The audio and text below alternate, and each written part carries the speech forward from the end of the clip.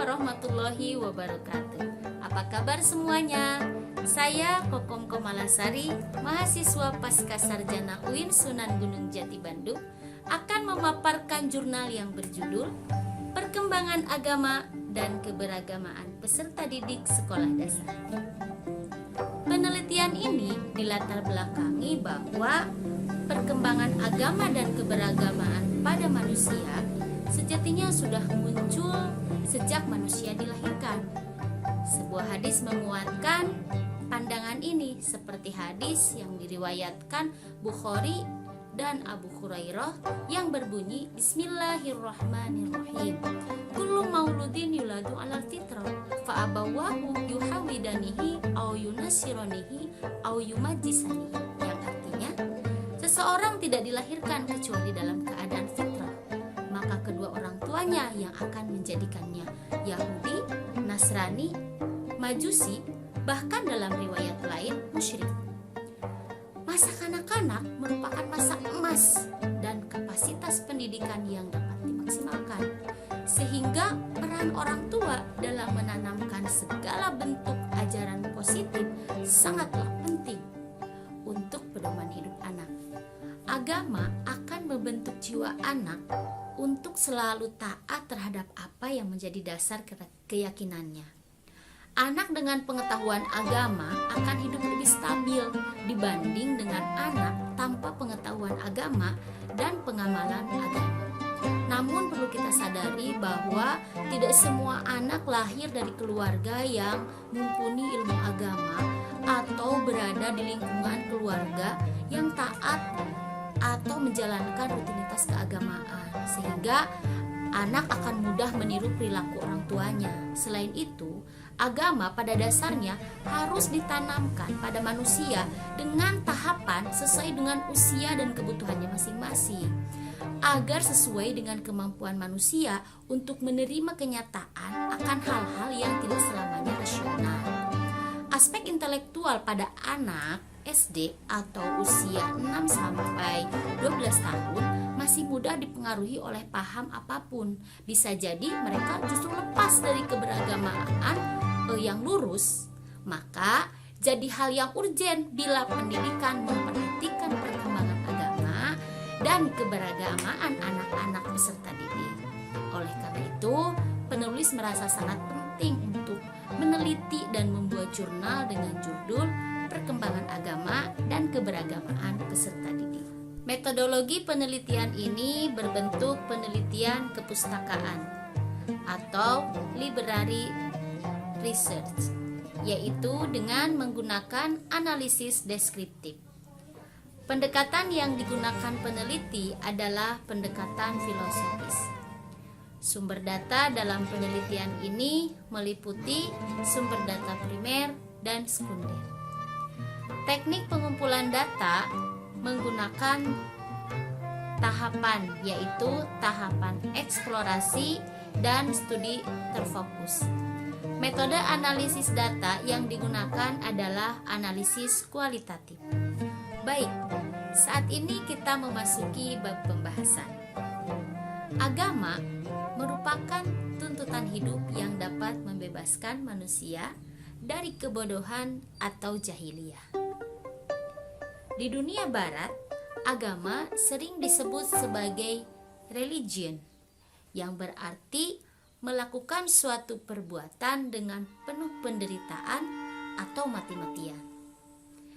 Dalam Islam sendiri, agama berupa wahyu Allah yang diturunkan melalui para nabi, yang berisi perintah dan larangan, serta nilai-nilai atau kaidah yang terkandung dalam agama selaras dengan fitrah manusia sebagai makhluk beragama.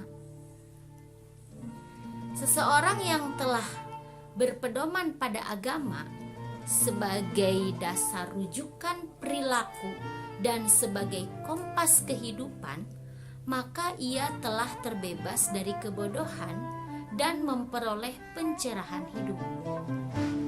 Quran Surat Al-Mu'min ayat 67 menjadi bukti perkembangan anak pada umumnya. Ayat tersebut menjelaskan bahwa Manusia sejak dalam kandungan telah mengalami perkembangan baik fisik maupun mental. Perkembangan tersebut menuju pada kehidupan yang lebih tinggi dan matang untuk menjalankan kehidupan yang lebih baik dan taat kepada agamanya. Perkembangan keagamaan anak banyak dipengaruhi oleh orang tua. Orang tua seharusnya senantiasa memberikan perhatian serta contoh dalam melakukan ritual keagamaan seperti sholat, ngaji, berpuasa, dan sebagainya. Dengan contoh yang baik, maka anak akan berpikir untuk meniru perilaku yang dilakukan oleh orang tuanya. Kasih sayang dan perhatian yang cukup akan mempengaruhi perkembangan anak dalam kehidupan bermasyarakat yang akan datang. Mereka akan tumbuh menjadi anak yang aktif dalam hal positif seperti berkata jujur, suka menolong, sopan, santun terhadap orang lain, dan sebagainya. Menurut Muhammad At-Tahiyah Al-Abrashi, Rasulullah telah menetapkan misi agama dan sikap keberagamaan yang ingin dicapainya. Adalah bentuk moral yang tinggi karena akhlakul karimah merupakan jiwa dari ajaran Islam itu sendiri. Tujuan tersebut berpijak pada sabda Nabi Muhammad SAW, "Aku diutus untuk menyempurnakan akhlak yang baik." HR Muslim bin Anas dari Anas bin Malik. Sekarang kita masuk pada faktor-faktor perkembangan agama dan keagamaan. Di antaranya yang pertama ada fairy tale stage atau tingkat dongeng. Pada tahap ini konsep mengenai Tuhan lebih banyak dipengaruhi oleh fantasi dan emosional anak. Hubungan emosional yang diwarnai kasih sayang dan kemesraan hubungan dengan orang tuanya yang akan menimbulkan proses penghayatan dan peniruan yang secara tidak sepenuhnya disadari oleh anak. Yang kedua ada realistic stage atau tingkat kenyataan. Konsep ini timbul melalui lembaga-lembaga keagamaan yang telah diikuti oleh anak sehingga mereka mendapatkan pengarahan tentang Tuhan lebih banyak. Dan yang ketiga, the individual stage atau tingkat individu. Pada tahap ini, anak pada umur 6-12 tahun atau perhatian anak yang tadinya tertuju pada dirinya sendiri kini semakin tertarik dengan dunia luar atau lingkungan sekitarnya. Ia berusaha menjadi makhluk sosial dan mematuhi aturan-aturan atau tata krama, sopan santun, dan tata cara bertingkah laku sesuai dengan lingkungan rumah dan sekolahnya. Sekarang kita masuk pada tingkat perkembangan agama dan keberagamaan usia SD dalam aspek akidah, ibadah, dan akhlaknya. Namun, inti dari perkembangan agama dan keberagamaannya terpusat pada perkembangan akhlak. Masalah akhlak ini mencakup di dalamnya akhlak mahmudah dan akhlak mazmumah. Jadi, akhlak menjadi wujud implementasi membangun agama dan keberagamaan peserta didik usia SD. Proses perkembangan agama dan keberagamaan pada usia SD pada intinya dilakukan dengan berbagai pendekatan. Sekolah dan orang tua melakukannya melalui beberapa kesempatan, seperti dalam permainan, dalam latihan-latihan, praktek kerja sehari-hari, melalui perintah orang tua, dan pemberian contoh tauladan dan pembiasaan disiplin. Pengaruh orang tua dapat memberikan kesan pada anak bahwa dalam kehidupan sehari-hari, si anak harus senantiasa terikat dengan kehidupan orang tua, sebab pada hakikatnya mereka masih membutuhkan bantuan orang tua. Maka, hasil penelitian ini dapat disimpulkan sebagai berikut. Pertama, agama pada dasarnya harus ditanamkan pada manusia dengan tahapan sesuai dengan usia dan kebutuhan masing-masing, agar sesuai dengan kemampuan manusia untuk menerima kenyataan akan hal-hal yang tidak selamanya bersifat rasional. Yang kedua, perkembangan keagamaan anak banyak